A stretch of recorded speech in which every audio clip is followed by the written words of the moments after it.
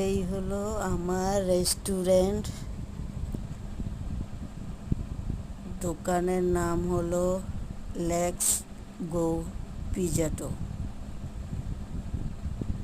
আজ তাই আমি তোমাদেরকে আমার রেস্টুরেন্টের ভিডিওটা দেখাচ্ছি। যদি ভালো লাগে লাইক শেয়ার কমেন্ট করে দিও। আর কি বলবো, তোমরা যে যেখানেই থাকো ভালো থেকো, সুস্থ থাকো, এটাই ভগবানের কাছে প্রার্থনা করি।